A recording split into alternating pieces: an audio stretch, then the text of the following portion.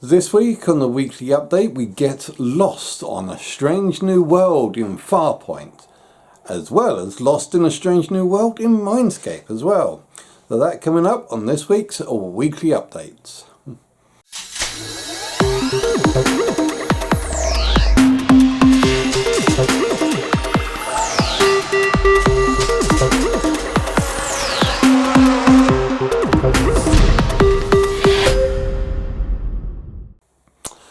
Hi, greetings and welcome fellow YouTubers out there.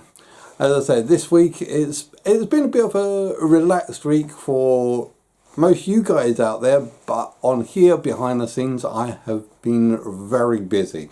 I've been working on quite a fair few things and hopefully a few things that I want to try and see if I can drive forward. And one of the other things I've been working on is this anime of the week. Now I've already done the first episode and have uploaded for So I'm a Spider, So What, which should be coming out next Wednesday. However, going forward, I would like to try and see if I can put this part as a weekly thing, hence its title, Anime of the Week. And also, I have noticed that some other wonderful stuff that has happened, such as like my beard is now, my beard is so wild and unkempt that it's even gained sentience and has created its own YouTube account and has actually started participating in my own chats. So yes, so my beard is now alive and participating as much as it can out there. Now, if only I could just manage to make. Now, if only I can just hint or suggest for it to subscribe as well. That will be also excellent and cool. But yes, so we've been having a little bit of fun this week, just doing all sorts of stuff. But the main VR game that we did this week was Farpoint. Now, Farpoint is one of the old games that we played like a couple of years ago. Actually, I'm not sure how old it is. I'm not sure how old. Hey, me in the future, me editing this, put up here when Farpoint was released. Yeah, it was that far old, or that way depending. Video editor of me, if I'm not pointing in the right direction, flip me over. Thank you. Sorry. But yeah, I have been, we've been playing Farpoint, which was an old game, that we could say was the debut for the AIM controller. But when the AIM controller originally came out, it came out in conjunction with Farpoint, and everyone thought, the game is just going to be a gimmick, or the AIM controller is going to be a gimmick. They're not. It's not going to work out. But that was kind of wrong. When Farpoint originally came out, it showed the potential of what first-person shooters can be inside VR. And it launched wonderfully.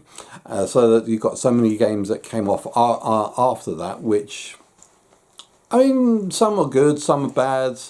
I mean, Firewall was quite good. What was the other one?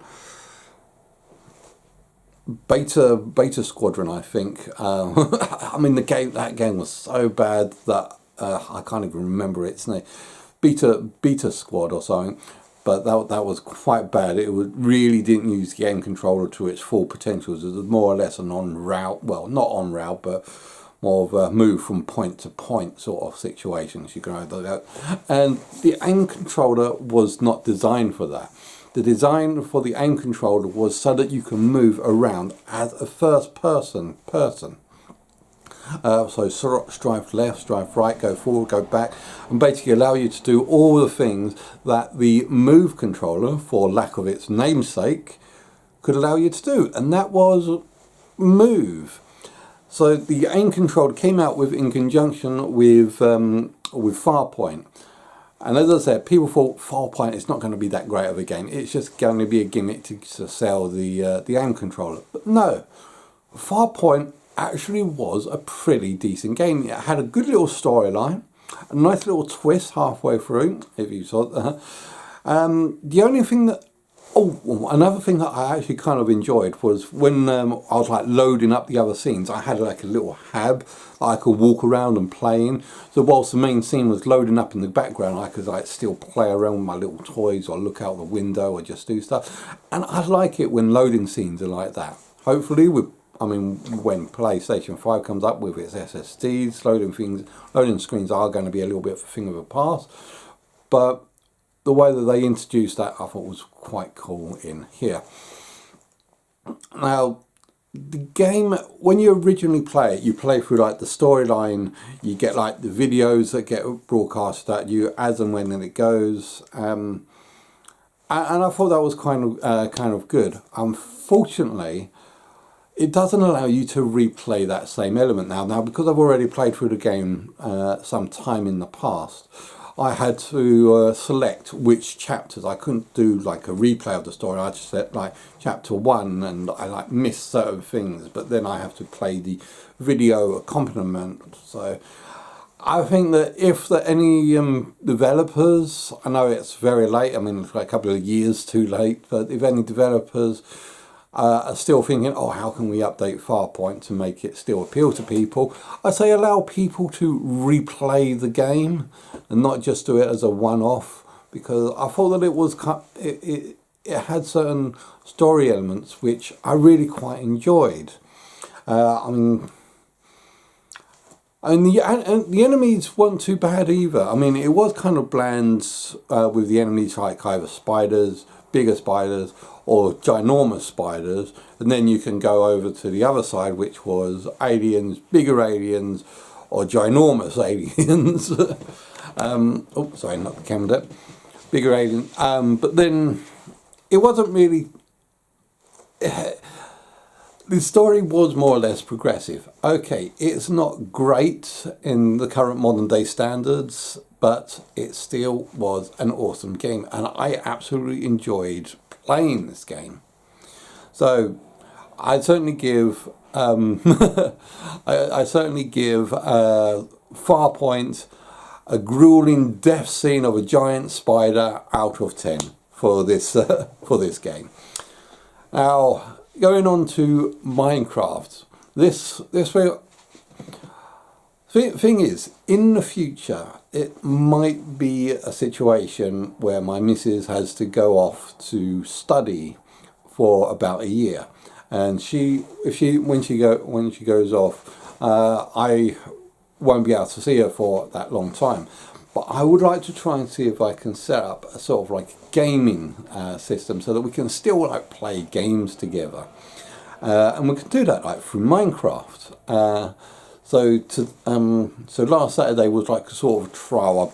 I managed to buy Minecraft for her computer, put it onto her computer, and try to see if I can get a little network game going. Yeah, we had a little bit of fun with that. So she was like digging out a little shire next to my skyfall on the ground. Skyfall up ground, yeah, you know what I mean. So I was like digging out the tunnel. She was digging out the shires. And when she was out picking, she realised she wandered a little bit too far. And had gotten lost. And I said, well, that's why I built like these sky towers, so that you can see where it is from the distance. I thought, no, can't see it anywhere. And I thought, how far did you go? I was picking flowers to make dyes. But no, she wandered off and found a derelict village. I thought it was a normal village, but when I realised there was cobwebs everywhere and the villagers were trying to kill her, yeah, I found out that was a derelict village. So that was kind of bad. Because it forced her to respawn there rather than at the castle. So I was like out all night, day and night, trying to see if I can search for her, trying to see if I can find her. But in the end, unfortunately, the game actually crashed. It was like the game was saying, "Okay, give it up, mate. We're just going to have to end this right here." But after the game screen crashed, I logged onto a computer and managed to find and navigate the way home from little, because as I was out, I put little notes in the sky, or markers, place markers in the sky. So build up a tower and make a little shape of an arrow pointing in the it's in that direction where the castle is. So I went I walked around, found the place markers, and then managed to get her back to the castle after the stream ended. And then after looking in the settings, I discovered why she couldn't really see the castle from the distance where I could. And that was because the draws distance was set down to 16. And mine was all the way up to like 25 or 26 in blocks. And I thought, okay. But it doesn't look like even though I did manage to set it up to the highest, I think was 22, it's still not as high as what the PlayStation can actually see. So I'm going to have to keep that in mind for future references, that the draw distance on the laptop is going to be a little bit shorter than what it is on the PlayStation. So, but that's going forwards. I have actually purchased some equipment. Therefore, I'm actually purchasing equipment to play Minecraft. So the equipment that I've purchased is basically a splitter, a switch, a signal switch, and some extension cables. So that basically what I can do maybe in next stream, when I do it for next Saturday, is I can have her computer and the PlayStation both connected into my laptop, and then I can stream via OBS. And then with the little switch button, I'll be able to switch between the two, so that you can either see what I'm seeing on the PlayStation or see what what we're seeing on her computer. And I think that'll be quite cool if we manage to get that done. But we'll have to see how that turns out. I think we can do it. I think we can do that. But yeah, that'll be something to look forward to for next week. Okay, now on to customer questions. Consumers, viewer questions. And today's viewer questions comes courtesy from Alexander Applegate. And now the first question she brings up is, what inspired you to start YouTube? Well, you see, the thing is, I really started YouTube not full-fledged. I kind of turned on YouTube way back in like 2006 or 2007, because I was thinking, I was like doing some animations at the time, and I wanted people to see it. So originally I just had the animations down on floppy disk or 3¼ inch disc, and I just handed it to people just to show, or on CD, or yeah, you could say I burned them as a CD. But that wasn't really all that good or professional, especially when I'm trying to well, I guess it was kind of professional, handing in a CV with a CD. It looked kind of interesting, but it didn't really kind of work. So I wanted a place where I can actually start uploading start uploading my videos, and so that people or prospective employers, no one ever hired me for the work. So I guess it probably was actually kind of bad, or I just could not find the people to actually get work in this industry for. But so I just thought of, YouTube, that's a place where I can upload videos. So created an account and then started uploading, say, like the space battles or yeah, and such, and some of the work that I was doing from other companies, and yeah. And then it's all right, started off as a bit of a portfolio, but then I started adding like little things just as like testing environment. Cause I think there was one time when I was trying to create a dragon hatching ground in the game's Second Life. So I created something in 3ds Max as a proof of concept, something very bland. Sorry, something very basic, very bland, just to put up there, just so people get an idea of what I was creating inside the actual game. But then I kind of left it for a bit, and sort of after a while, I've kind of got this idea. There's something that I want to do. One of the things that I want to do is to be able to quit the rat race. I'm in the rat race for a long time, and I want to quit the rat race before I die. So I have been trying to put in places and ideas and things to say that, look, I want to be able to be in a position where that my job, my fate is not decided by someone upstairs that think, maybe we should give this a try, or do we really need that? And the next thing you know, hundreds and thousands of people are being laid off left, right and centre because they want to try something new, and everyone gets made redundant. I don't want to be in that situation anymore. I don't want my future to be dictated by someone else. So I want to try and see if I can go into work or into business for myself. I want to be able to be properly financially independent by doing something for myself that makes money. So I tried my hands at quite a few different things. At one point, I was playing. Well, let me just skip back a little bit. I want to try and make money for myself doing something I actually enjoy doing. I want to be able to enjoy the work that I do. I don't want the work to be a chore just to gain money. I want money to be a benefit of the stuff that I do because I enjoy doing it. I'm sure everyone wants to do that. So there's several things I wanted to do. Like, what do I enjoy doing?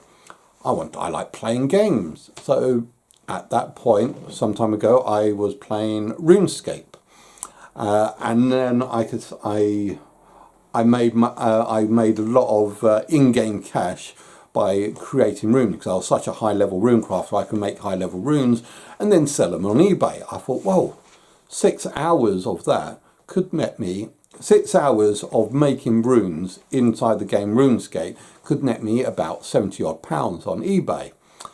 Unfortunately, people don't like me doing that, and I got brought down on by a lot of people to say stop doing it. Okay, so I'd lost my eBay account. RuneScape was practically a dead end for me on that aspect. So I was trying something else. Blacksmithing. I like to enjoy doing a little bit of blacksmithing. Okay, so whilst I'm at this building here, I've got a nice big empty garage I can use. So I called up the landlord, because I was renting that place. Hey, do you mind if we can use this this garage as a blacksmithing part? I'll get all the permits, sort out everything, and say, yep, fine, sorted. By the way, no, you can't use the garage because it will be unsafe for other people in the house. Well, look, I'm just going to be a blacksmithing workshop. I'm just going to do my stuff in there.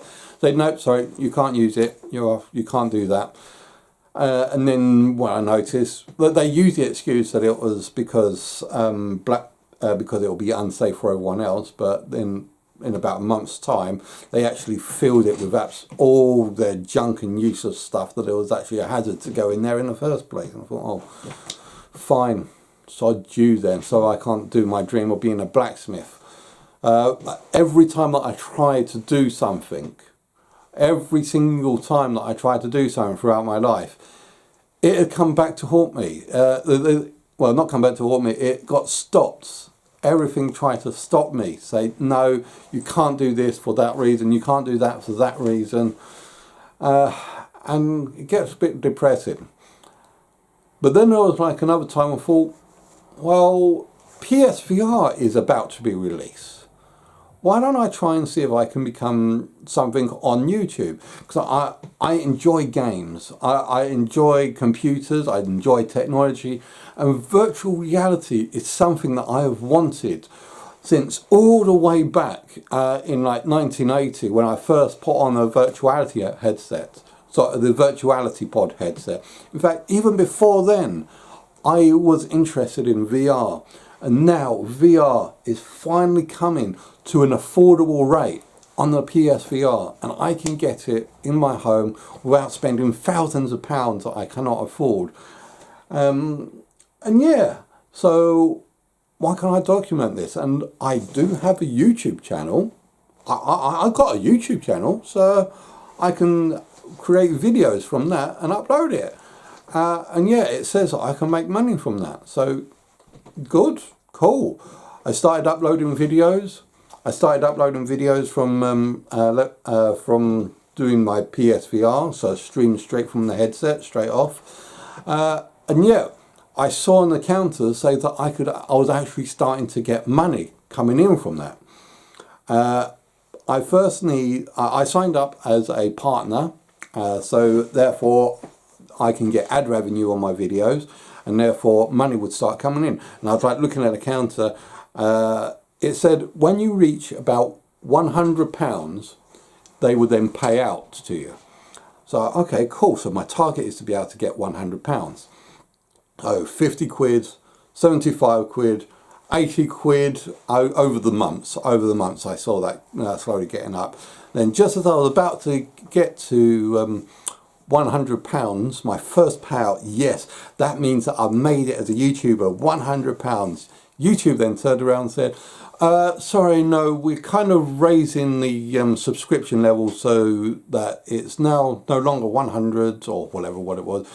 You now need 1,000 subscribers to be able to get money from us.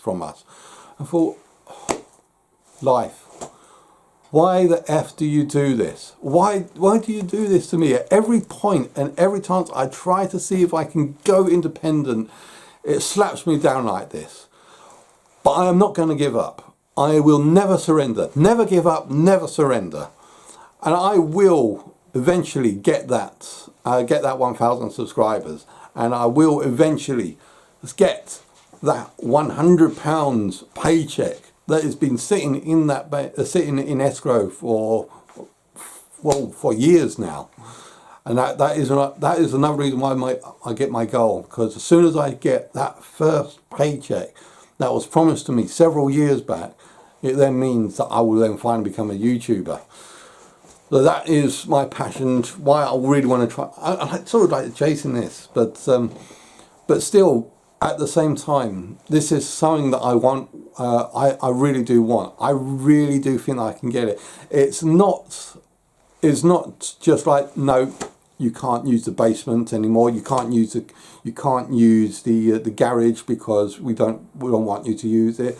It's not because of anything back solid saying no, you can't do it. It's just a large milestone.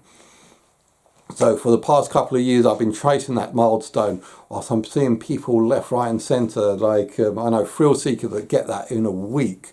How the F do you get that stuff in a week? Whilst I've been trying for like 2 years and I still can't get there.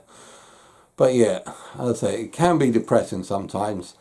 It can be heartbreaking.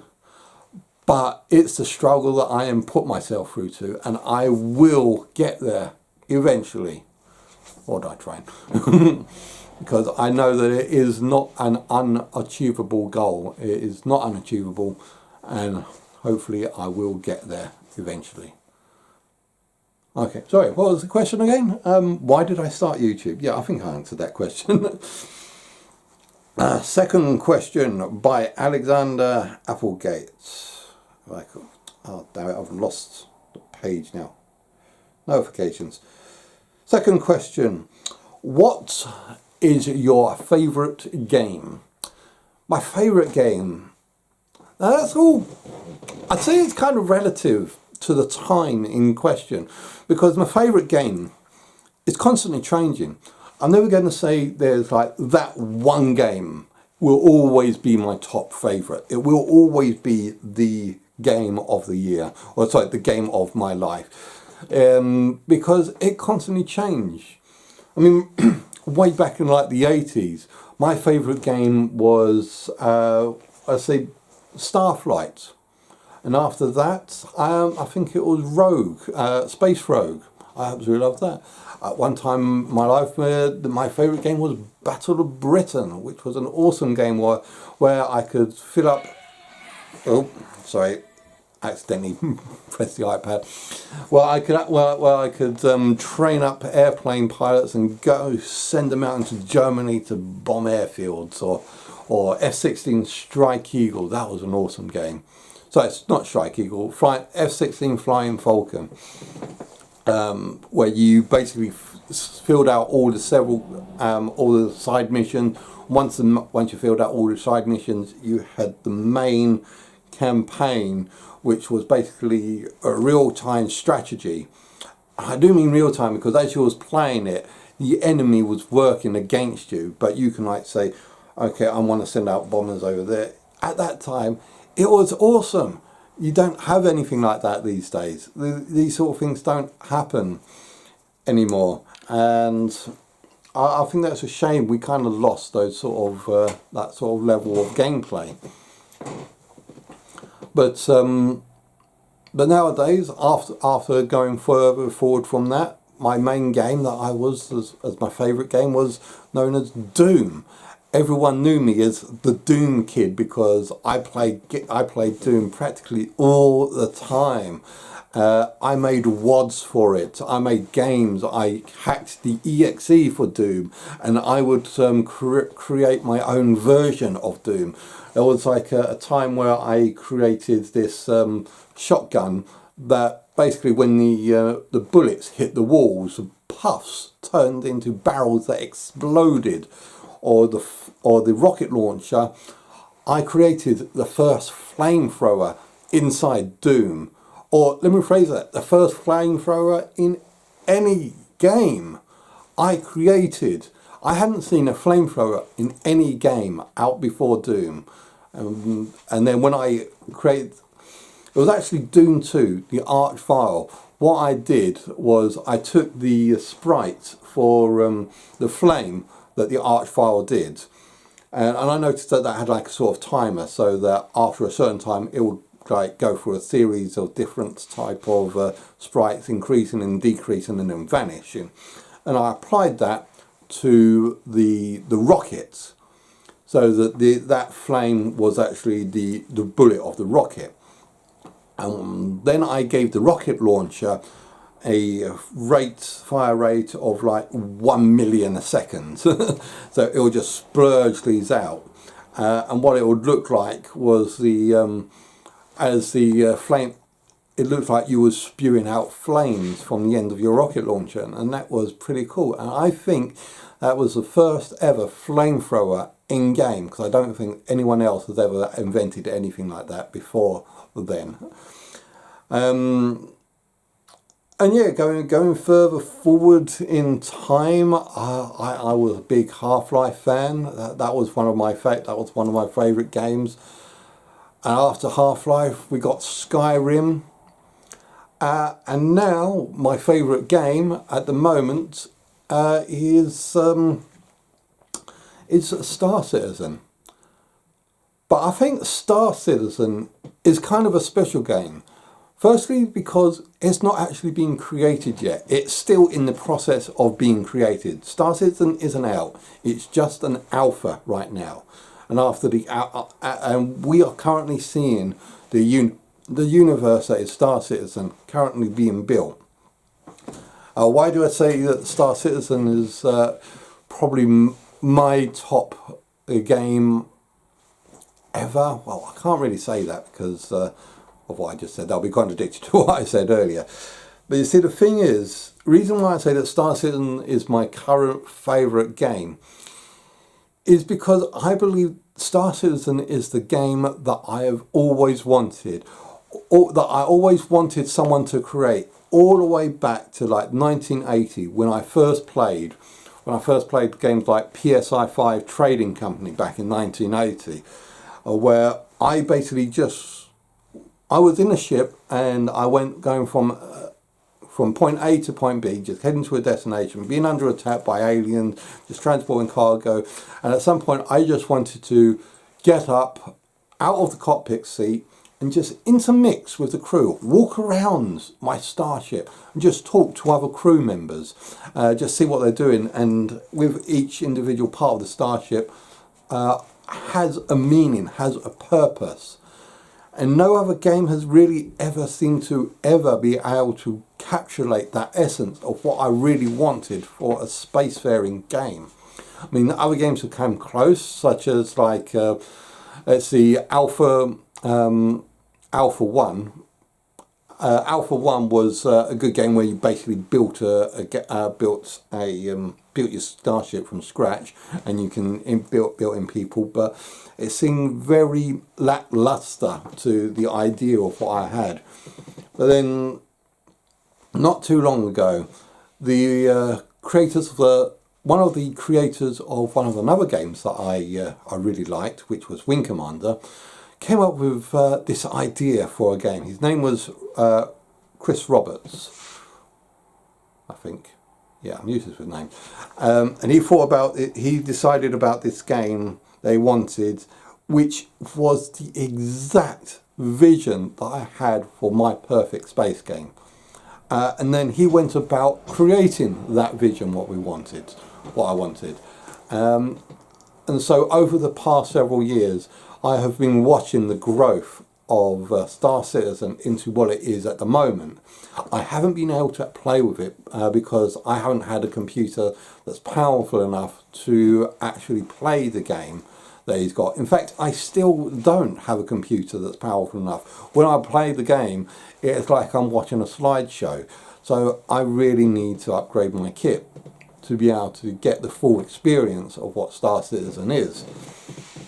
But even at the moment, it is still not built. I mean, we've got like the spaceships. We can walk around the spaceships. The spaceships do have their placeholders for where components are going to be. So you can like go into the engineering, open up a panel, and then pull out the reactor that is the main power, or the shield generators, depending on what size they are. Because you've got size 1, which is like about the same size as your arm, or you got like size 9, which will be like massive. It will be bigger than the early versions of Starship. And you've got cannons in there which you can walk across that are much bigger than some of like the first Starships. But yeah, so we'll say that at the moment, my favourite game at this moment is going to be Star Citizen. Yeah, since I kind of use that a lot on my channel at the moment. Okay, so that answers question number 2. And question number 3 is, what do you think of my name, Alexander Applegate? That's what I think. Sorry, that is a really hard question. What do I think of the name Alexander Applegate?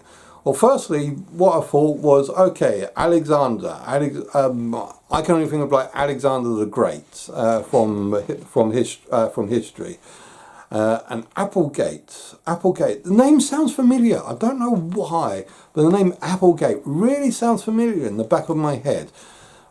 But I'm wondering if I'm getting it confused with Gamergate, which was a big controversy.